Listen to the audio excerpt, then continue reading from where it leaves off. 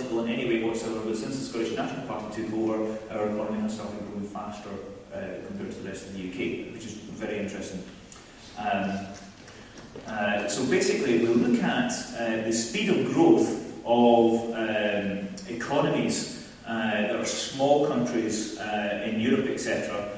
We can actually see, and also versus the UK, we can actually see that Scotland's economy, as a result of the sucking of all the wealth and power down to the southeast and the lack of investment, because we've been paying more tax and getting back, our economy has not been growing that fast. Over the last 30 years, if our economy had grown at the same rate as the average for the whole of the UK, our economy would be 25% larger than it is today. 25% more tax to spend, 25% more jobs. Yeah? We'd probably have about a 30% larger population. Yeah? 25% more global companies, probably a lot more than that. If it had grown at the same rate as Norway, it would be 33% bigger economy than we currently have. So basically the Union has cost us 33% of our entire economy over 30 years. That's the Union dividend, ladies and gentlemen. And those figures again are Eurostat, so the EU calculated figures. So we're set for decades of austerity as a result of following the economic model that London in the southeast has followed, and it's now lost its AAA status. If you add personal debt and government debt together, the UK's debt is about 940% of GDP, 940% of the entire turnover of the country. No country in the world has ever recovered from more than 400%. Ever. Japan, Argentina, now Greece, etc. We are up there with them. The only thing stopping us from collapsing is the balance of payments contribution from Scotland and also interest rates being low. Either of those two things change, we'll have another crash. So if we pull out of the UK sterling zone and launch our own currency, we could create another crash. That doesn't do us any good because we're our biggest trading partners. But we can send shockwaves through the entire economic system by declaring independence and running our country much better and showing them the way it should be done and allowing and forcing them to bring a federal system in for the rest of the UK so that my hometown of Hexham and Consett, Durham, Middlesbrough, etc. can be better run as well. So deindustrialisation has created large areas of poverty and deprivation in Scotland, but while that has happened, 1 in 29 Londoners have become dollar millionaires, and I think that really shows it. We were told that deindustrialisation would get rid of all the manufacturing and bring in services, etc. But Germany thought different. Germany thought there was an alternative to that, and they invested in small to medium-sized family firms and productivity. How did that work out, anyone? Yeah, much better. Pretty good, yeah. Mittelstand, I believe it's called. So I mentioned we started the year with that debt, and I'm just going to show you this again, not because I like this of Lords, but because I want to remind you that 60 million saving is the gift that keeps on giving. It's every year ongoing, again and again and again. So, in conclusion, we can't afford not to become an independent country. Then the Scottish banks. Let's deal quickly with the Scottish banks issue. Does anyone remember when Andy Murray used to lose? He was the plucky Scot. And when he won, he was the British number one. Yeah.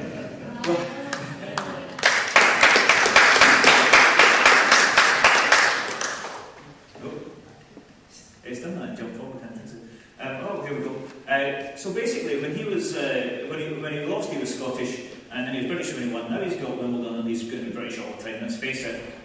So how come this? Still him and how won it?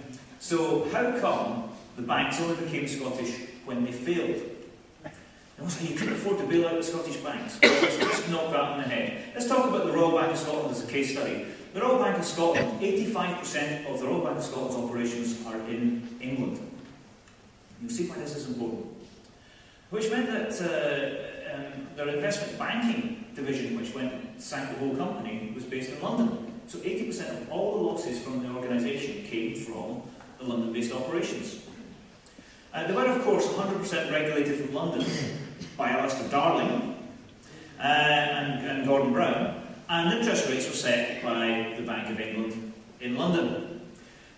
90% of all the income tax contributions and national insurance contributions paid on behalf of their employees were paid on behalf of English employees because of the higher wages they pay to the staff in London and in Scotland.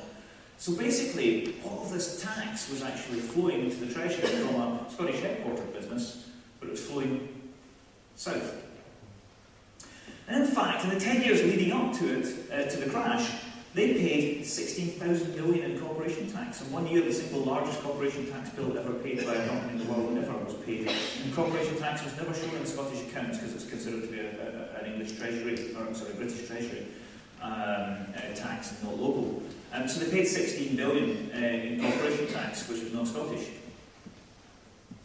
And it cost 64 billion to bail out the Scottish banks. I found something interesting out when I looked at it, and this was that the Federal Reserve of America and the Bank of Australia contributed to the bailout of RBS.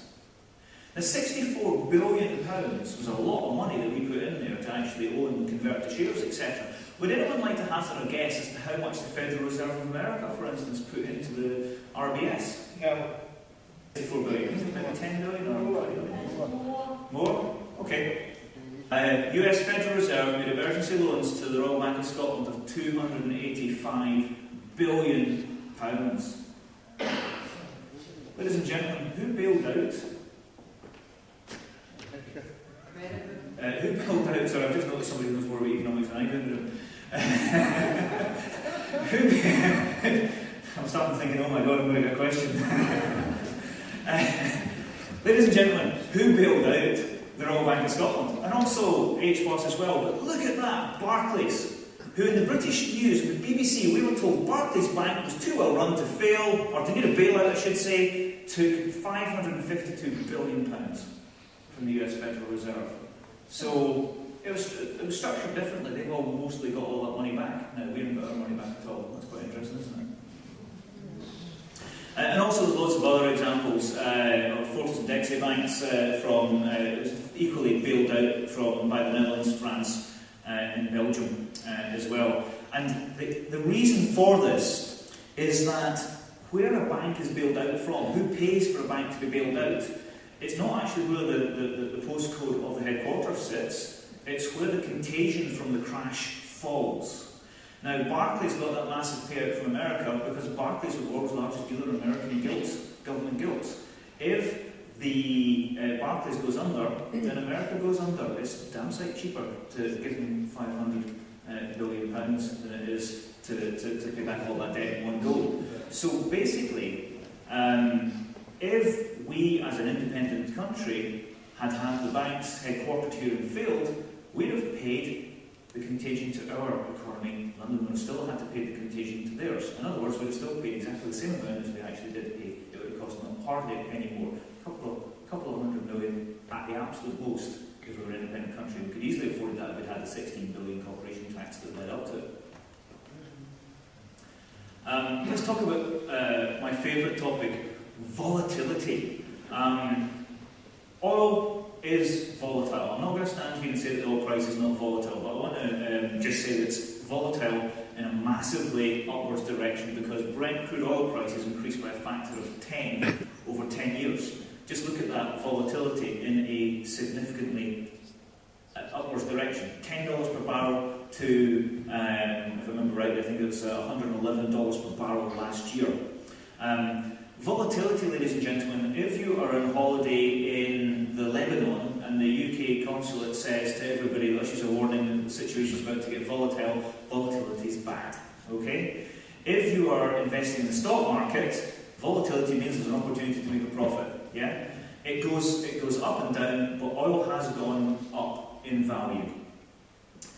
Here's the stock market over the same period. It's even more volatile. And yet the UK is hugely reliant on the stock market. So basically if you say, well there's volatility, you can't base your economy on that, it's no more than 14-15% of Scotland's economy in a really good year, but we're going to base everything on an even more volatile sector of the economy, and is far more important and able to sink the entire nation. Now if you actually look at the crash here, it actually precedes the crash here. So the major piece of volatility in oil prices actually came as a result of the financial crash, not of anything else. There's a lack of demand that followed. You don't believe me? Here's the volatility of the price of onions.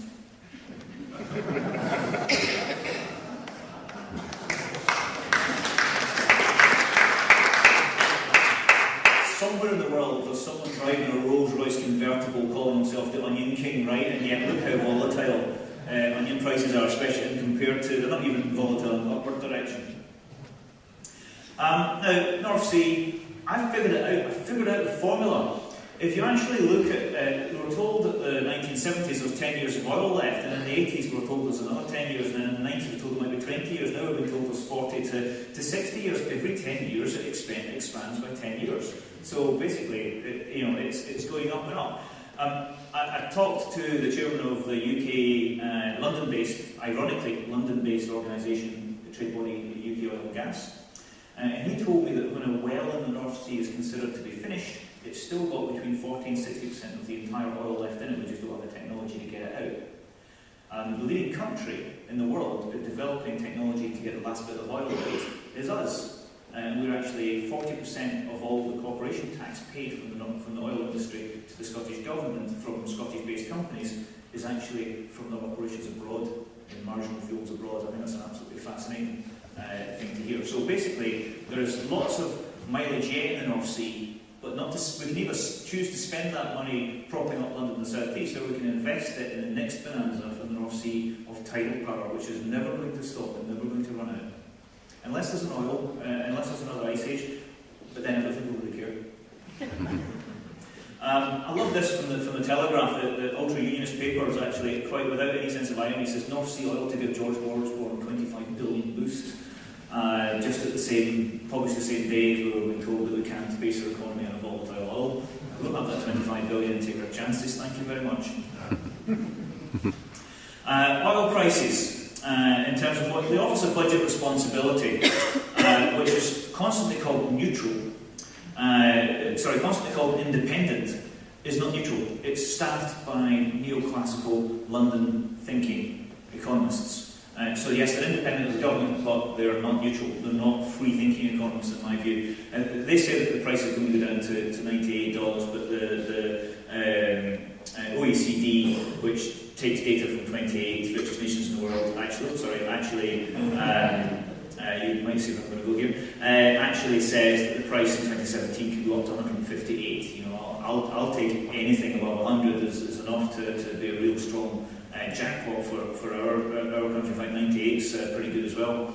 But now for some sad news.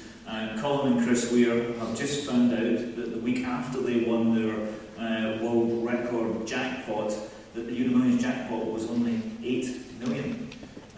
Colin said, we didn't realise that this lottery jackpot was so volatile, we're going to have to give it all back. We don't want any of that with them.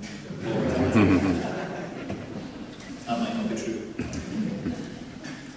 And so the lesson, ladies and gentlemen, is that jackpots tend to be volatile, but nobody would ever turn them down. Even if you won 1 million, I'm going to rip this up, I've only won 1 million. But I want to finish on this particular sector, and there's just one more quick one to do, which is something I just found out a couple of weeks ago, which I think is absolutely fascinating. It ties in with a lot of the values we were talking about before. This is a map of how quickly you die. The darker the red, the less the longer you live here. As you can see, the average lifespan in Scotland and Northern Ireland, in some really poor areas, and hopefully we're just on the cusp of that, I think, here, is between 70 and 74. The further south you go, when you get, there's obviously the sort of Manchester and sort of Birmingham bit there, the further south you go, the longer you live. And that's because there's a direct correlation between the equity of wealth in a country and the sharing of wealth in a country to how long you live. Interestingly enough, there is 3 areas of dark green that are so small you can't actually see them on the map. Would anyone like to guess where the average person lives between 82 and 85? 3 small areas.